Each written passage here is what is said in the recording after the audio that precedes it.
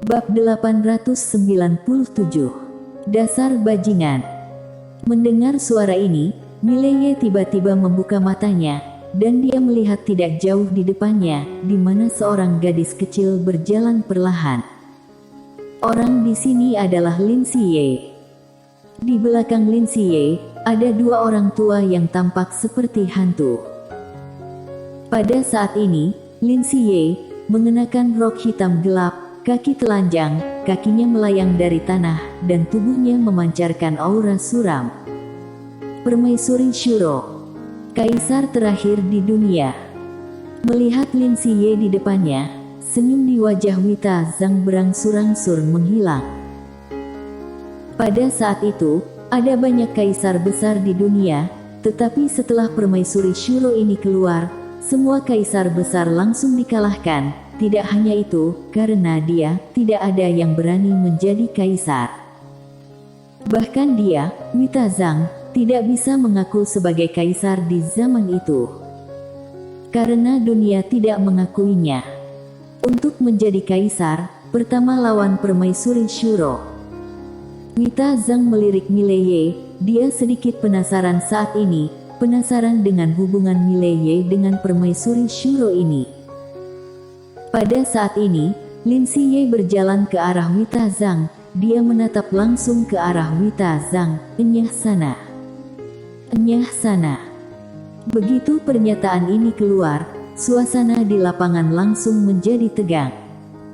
Wita Zhang tertawa, tangan kanannya terentang, dan petir tiba-tiba jatuh di langit, dan saat berikutnya, petir ini jatuh langsung ke tangannya. Ini adalah senjata guntur yang terbuat dari guntur dan kilat.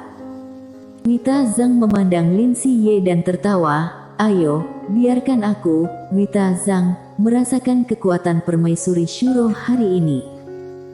Suara itu terdengar, dia menikam ke depan dengan tombak guntur. Begitu tombak guntur keluar, ruang hampa dalam radius ratusan ribu meter tiba-tiba tertutup guntur dan kilat. Wilayah petir. Pada saat ini, Mileye ketakutan, karena dia menemukan bahwa guntur dan kilat di sekitarnya dengan panik menghancurkannya. Mileye dengan cepat mengaktifkan domain pedang. Begitu domain pedang muncul, dia merasa jauh lebih baik, tetapi dia masih merasa tidak nyaman. Petir itu tidak mengambil inisiatif untuk menyerangnya, tetapi sisa kekuatan yang mereka hasilkan telah membuatnya tak terbendung. Sangat kuat. Pada saat ini, dia menyadari betapa menakutkannya kekuatan wanita ini. Ini bukan sesuatu yang bisa dibandingkan Semar Liu dan Stevie Lin. Terlalu jauh, terlalu jauh. Seakan memikirkan sesuatu, Mileye buru-buru menatap Lin Siye. Di lapangan, sebuah guntur menikam Lin Siye. Tidak hanya itu, tetapi petir dalam radius ratusan ribu meter itu juga dengan liar berkumpul ke arah Lin Siye di saat ini. Tembakan ini benar-benar bisa dikatakan menghancurkan bumi. Di depan Wita Zhang, wajah Lin Siye tanpa ekspresi. Ketika guntur itu mencapai setengah kaki di depannya, dia tiba-tiba merentangkan tangan kanannya, dan kemudian mengepalkannya dengan lembut. Semuanya tenang. Suara itu terdengar, sabit merah darah tiba-tiba terbang keluar dari telapak tangannya. Jelek. Antara langit dan bumi, apa yang terkoyak? Saat berikutnya, di bawah tatapan heran Mileye, guntur dan kilat di lapangan mulai pecah lapis demi lapis. Dalam waktu kurang dari satu napas, bidang guntur di lapangan langsung hancur, dan tombak guntur di tangan Wita Zhang juga mulai meledak. Pada saat ini, Wita Zhang tiba-tiba tertawa. Bagus, semuanya tenang. Ayo, terima jurusku lagi. Ketika suara itu terdengar, dia sudah berada dalam kehampaan. Dari kehampaan, dia menatap Lin Siye di bawah. Tidak tahu kapan tombak panjang muncul di tangannya. Dia menyeringai, lalu memegang tombak panjang itu dan dengan lembut digores ke arah Lin Siye, goresan langit. Jelek. Gagang tombak panjang terlepas dari tangan Wita Zhang, dan seluruh langit terbelah ketika tombak panjang itu lewat. Dari kejauhan, dunia seolah-olah terbelah, yang sangat mengerikan. Dan di lubang yang retak itu, sebuah tombak panjang tersapu dengan kekuatan yang menghancurkan dunia. Selanjutnya, targetnya adalah Lin Ziye. Melihat kekuatan ini, wajah Mileye berubah secara dramatis. Dia secara naluriah melintas di depan Lin Ziye. Dia menatap tombak panjang. Pada saat ini, wajahnya sangat serius. Senjata ini sangat kuat. Dia tidak bisa menahan tombak bahkan dengan kekuatan garis darah. Di belakang Mileye, Lin Ziye menatap Mileye dan tetap diam. Dan dua lelaki tua di belakangnya ragu-ragu. Mereka memandang Mileye, apa yang dilakukan pria ini. Pada saat ini, Lin Ziye tiba-tiba menepuk bahu Mileye dengan ringan, dan berkata dengan lembut, "Aku saja." Mendengar kata-kata Lin Ziye, Mileye tercengang. Dia menatap Lin Ziye. Lin Ziye mengangguk, "Aku saja." Mileye menyeringai, "Oke." Karena itu, dia mundur ke belakang Lin Ziye. Lin Ziye memandang tombak panjang yang telah sampai ke atas kepalanya. Dia terlihat sangat tenang, telapak tangannya terbentang, sabit merah darah di tangannya tiba-tiba terbang keluar, dan sabit itu memotong tombak panjang di atas tanpa suara. Jelek. Tiba-tiba terdengar suara robekan kecil, kemudian tombak panjang di tangan Wita Zhang langsung retak. Di udara, Wita Zhang menyeringai, menarik, "Haha." Suara itu terdengar, matanya perlahan tertutup, dan dalam sekejap, sabit merah darah di bawahnya melambat. Di bawah, wajah Lin Ziye tenang, tetapi ekspresi kedua lelaki tua di belakangnya berubah drastis, dan salah satu lelaki tua itu berkata dengan sungguh-sungguh, "Dimensi jiwa tombak. Wanita ini sangat menakjubkan." Mileye memandang lelaki tua yang sedang berbicara dan bertanya, "Senior, apa itu dimensi jiwa tombak?" Pria tua itu melirik Mileye, dan kemudian berkata, "Tembakan wanita itu telah melampaui dimensi ini, dan dia tidak berada di dimensi ini." Mileye bertanya lagi, "Dia telah melampaui 5 dimensi. Dalam 6 dimensi." Sudut mulut lelaki tua itu sedikit berkedut, dan dia tidak lagi berbicara. Mileye. Pada saat ini, suara Quen Lian tiba-tiba terdengar. Dimensi yang dia bicarakan sebenarnya adalah ruang hampa.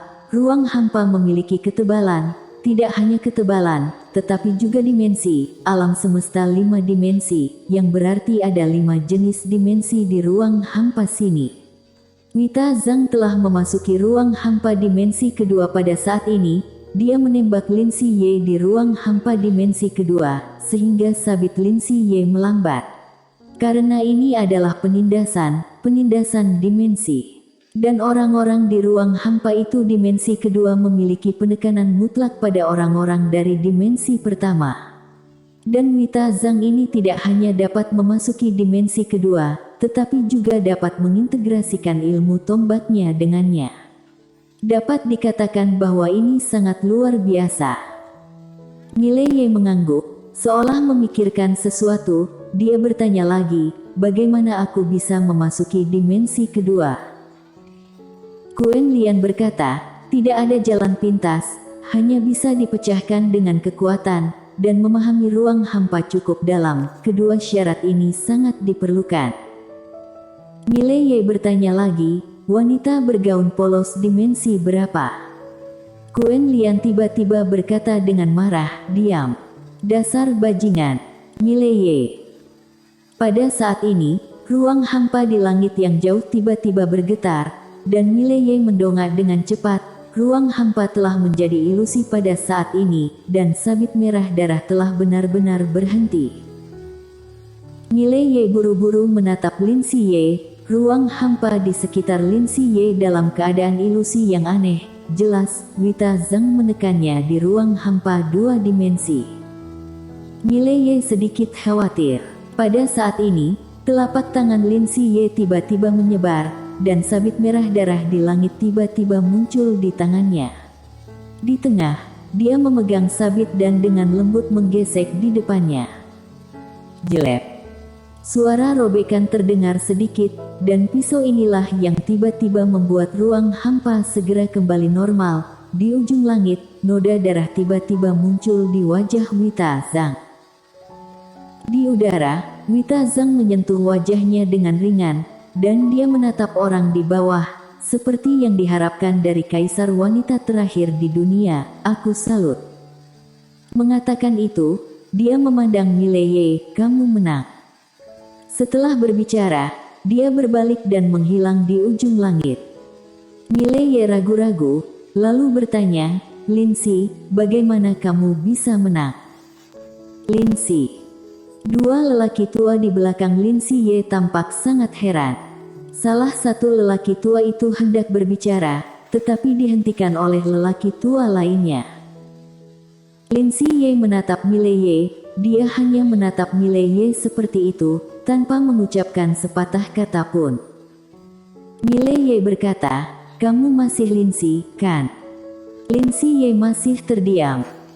Mileye membuka telapak tangannya, dan seorang manusia kayu kecil muncul di tangannya.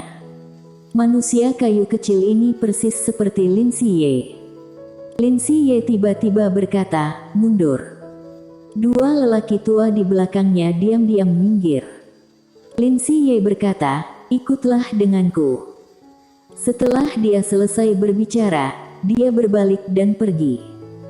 Mileye dengan cepat mengikuti, dan segera, keduanya melewati pintu dan memasuki neraka Shuro. Begitu memasuki neraka Shuro, aura suram mengalir ke wajahnya, dan tubuh Mileye tidak bisa menahan diri untuk tidak menggigil. Sangat menyeramkan. Tempat ini adalah tempat paling menakutkan yang pernah dia lihat. Linsi Ye membawa Mileye ke kedalaman. Sepanjang jalan, Mileye menemukan bahwa ada master yang mengenakan baju besi hitam berdiri di sekitar mereka. Orang-orang ini memiliki napas yang sangat kuat, jauh lebih kuat daripada para master di sekolah tinggi dimensi luas. Dan ketika orang-orang ini melihat Linsi Ye, mereka semua berlutut dengan satu lutut. Dalam perjalanan, Quen Lian tiba-tiba berkata, dia sangat kuat. Mileye bertanya dengan cepat di dalam hatinya, kenapa? Quen Lian berkata dengan sungguh-sungguh, ketika dia bertarung melawan Wita Zhang tadi, dia tidak memasuki dimensi kedua, tetapi menghancurkan dimensi kedua Wita Zhang di dimensi pertama. Kekuatan semacam ini sangat menakutkan, seperti yang diharapkan dari kaisar alam semesta 5 dimensi yang paling kuat.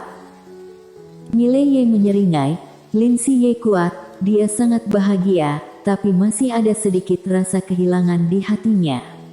Karena Linsi Ye tidak membutuhkan perlindungannya lagi. Pada saat ini, Quen Lian berkata lagi, kekuatan adikmu, aku rasa dia sudah bisa memasuki dimensi ketiga, jika benar, itu akan terlalu menantang surga.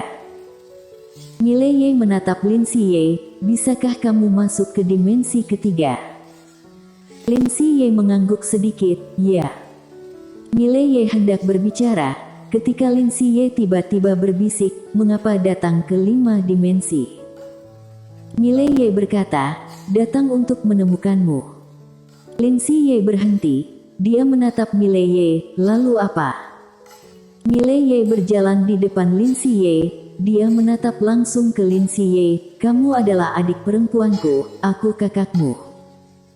Linsi Ye berkata dengan lembut, yang kamu pedulikan adalah Linsi Ye yang dulu. Mileye tiba-tiba meraih tangan Linsi Ye. Linsi Ye tidak melawan, tetapi para penjaga dan pelindung di sekelilingnya memandang Mileye dengan ekspresi buruk, tetapi melihat Linsi Ye tidak melawan, mereka tidak berani mengatakan apa-apa lagi. Mileye memandang Linsi Ye di depannya dan berkata dengan lembut, bukankah kamu Linsi Ye yang dulu? Atau, apakah kamu melupakan semua dirimu yang dulu? Linsi Ye memandang Mileye, apakah kamu tahu siapa aku? Mileye tersenyum, kamu adalah saudara perempuanku. Lin Si Ye menatap Mile Ye untuk waktu yang lama, dan tiba-tiba, adegan dari masa lalu muncul di benaknya, dan secara bertahap, matanya tiba-tiba menjadi lembab. Dia permaisuri Shuro, tapi, dia juga Lin Si Ye. Bersambung. Jangan lupa, like, komen dan subscribe. Terima kasih.